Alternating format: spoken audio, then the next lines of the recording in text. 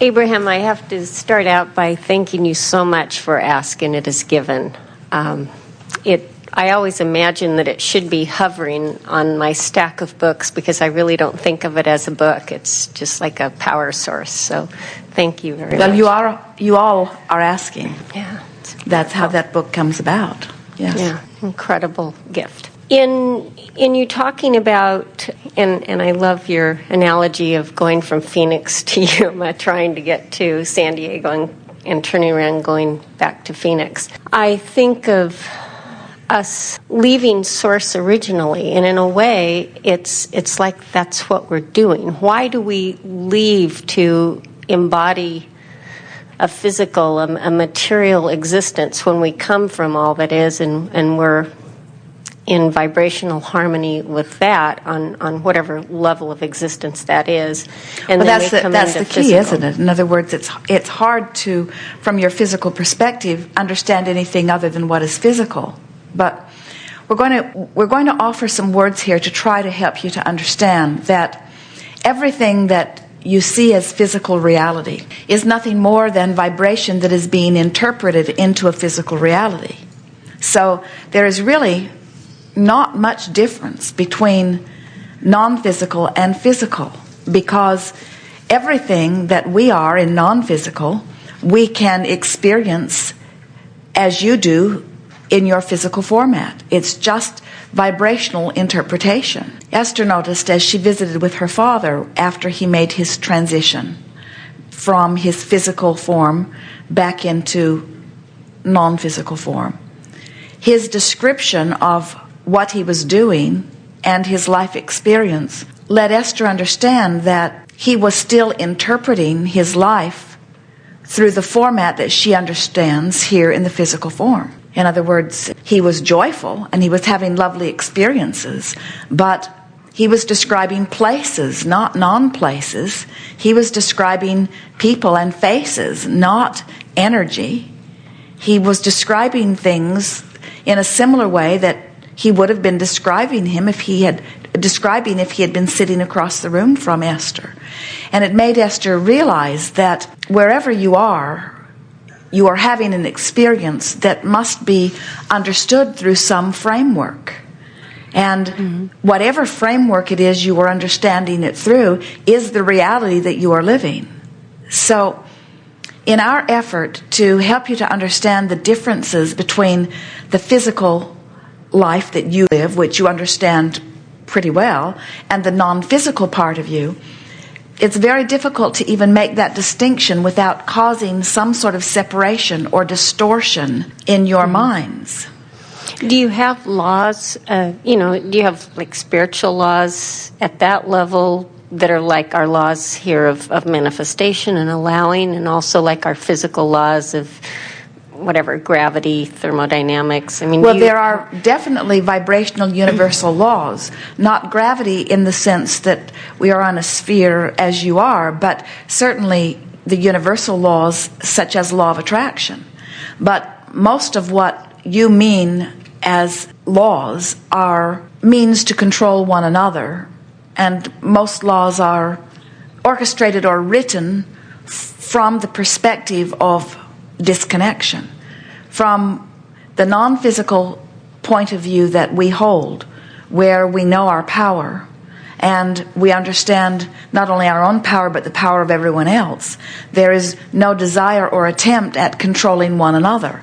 We trust law of attraction to do all of that. Yeah, I wasn't really talking about, I'm just trying to get a sense of your plane. Well, the best way to get a sense of what it's like for us is to get joyful and let us flow through you. That really is what we're trying to say to you. We are not separate from you unless you're an ornery toad. In other words, in your orneriness, you separate yourself from us, but we are not separate from you. In your unhappiness, you separate yourself from us, but we are not separate from you. And so everything that you would consider to be the best of life, we're right there. Yeah, everything is perceptual. There is no reality other than that which is perceptual. That is the most powerful thing that we want you to hear. We're looking at you to make sure you write that down. There is no reality other than what is perceived. And the reality that is perceived has to be tinged, if you will, by the perceiver that is perceiving them. And so the non-physical part of you is a joyful, expansive, open, free-flying, loving, knowing, secure, understanding own worthiness being. And when you're looking through those eyes, it's a bright, beautiful world. When you look through the eyes of inferiority, you see a different world. When you look through the eyes of powerlessness or loss of freedom, you see a very different world. But all of that is self-imposed as human looks. Jerry and Esther are at a park with their monster bus, and Jerry pointed out to Esther that there was a very large, very lovely cat on a leash. And as soon as Esther realized it was on a leash, she said, "Oh, I think in the night I will set it free." And Jerry said, "It's probably not out there in the night for you to set it free." And then Esther thought about how she would feel if she had a very lovely cat that she was trying to keep in her own life and someone set it free. And of course she was not really planning on setting it free, but she just longed for it to be set free. And then she watched the cat, and the cat was really not yanking at the end of its chain as Esther would have if she were the cat chained. The cat seemed to understand its limits and would run very, very fast, almost to the end of its chain, and it would stop and look around as if to say to Esther and Jerry, "I know how long this rope is." And we want to say to Esther that the cat certainly has the potential of making itself miserable at the end of this chain, but it is not making itself miserable. In other words, Esther is superimposing how she would feel if she were on a leash over how the cat feels. And the cat feels differently on the leash than Esther would feel on the leash. It's just not possible to step into someone else's perspective and understand it. And that's the trouble with trying to understand what is non-physical through your physical eyes. There just aren't enough words. And it seems that every word we offer conjures some sort of picture that causes human to make an even greater distortion of their understanding than was there before. I get that. Yeah. So try to feel what your inner being feels like. That is the truest sense of what non-physical is like.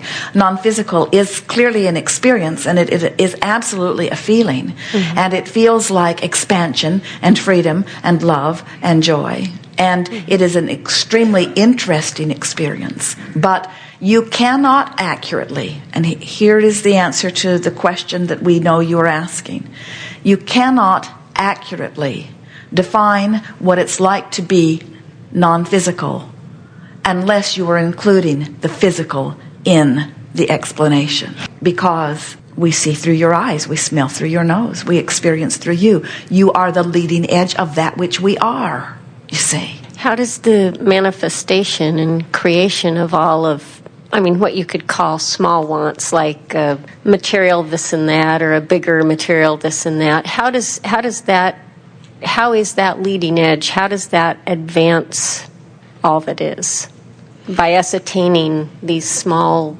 things on a material level? Well, first we would say that we do not see anything as small, because everything... I knew you'd say that. We knew you knew. Everything is incremental. Everything is. Everything is incremental. Nothing is other than incremental, because everything is moving from the point that it is, and nothing can move from a point that it isn't. So everything is incremental. The small things, the material things, are not the main event. It is the exposure to experience and the subsequent improvement in experience. The things are just the staging or the enhancement of the experience, and they are representative of the vibration. But it is the experience that life is really all about. Thank you. I know you know me, and I've wanted to get to know you better. Thus, my questions. You cannot know us apart from yourself. Yeah. We are the greatest joy that you know. We are the greatest clarity that you feel. We are the feeling of vitality and balance. We are the feeling of expansion. In other words, you know us through your emotional center. And that is the only way that anyone can know anyone or anything, isn't it? Yes. You know the absence of us, that's too strong a word. You know when we are fully within you. You know when you are vibrationally different from us. You feel the warmth of us. You feel the closeness of us or the absence of us.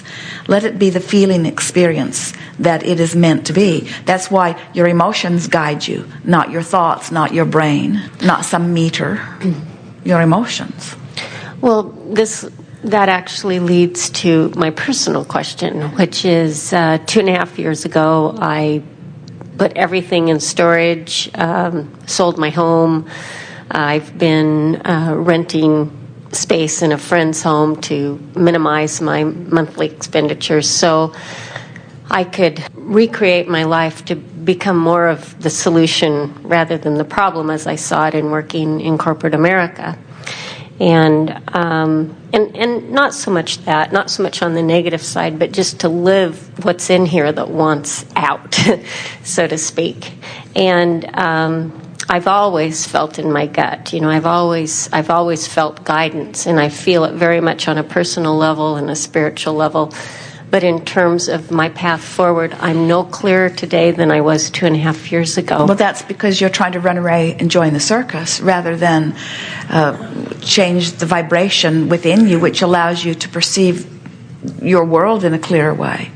We have a question or two just to sort of get things into an easier to begin place, and then we'll proceed as far as you want to go with this. Now, you've got the sense of what we're talking about that which is physical being the leading edge of that which is non-physical. So, do you think that there are any inner beings involved in what you call corporate America? Yes, of course. Of course. In other words, it's illogical to think that anything could be happening without the support and sustenance and flowing of source energy. So, it may be that in the way you are seeing corporate America, that the leading edge extensions of this non-physical energy might be co-creating with one another in a way that they've pinched themselves off and are not personally allowing themselves to be consciously connected with source energy. Yes. But it isn't the endeavor or the activity or the place or the action. It's not that action journey, it's the emotional journey that you're having right along with it. We see some of the most fulfilling, exciting beings on your planet right smack dab in the middle of corporate America. In other words, their juices are really flowing. There's a lot being called through them. In other words, you could be in any phase of life or in any avocation, and you can be open and allowing who you are to flow through you, or you could have it pinched off. And we really do not think that the place that you are standing has anything to do with whether you're pinched off or not. We think it's your attitudinal response to it. But your questions are You're good exactly ones. Right. They come back from the standpoint that so many people are feeling, and we certainly understand it. If you are standing in your body and you look over here and you see something that makes you feel good, or you're standing over here and you look over here and you see something that makes you feel bad, we understand how you would vote for more of the good feeling things and you would vote for fewer of the not good feeling things, and we can understand how over time you become an individual or a civilization or a mass consciousness that believes that is the controlling of circumstances that are necessary in order to live good lives. And it is from that framework that you come up with a statement such as, I can't be happy in corporate America, I need to separate myself from that and go someplace else into some other phase of life, only to discover as you did that you took yourself with you, and it didn't get any clearer anywhere else, because it wasn't about the outside trappings, it was about the inner observing of them and vibrational responses. So that's, sometimes people will describe a very unpleasant environment and they will prod us to try to get the words out of us that give them permission while they need no one's permission to leave that. They'll say, shouldn't I leave this job? Or shouldn't I leave this mate? Shouldn't I leave this house?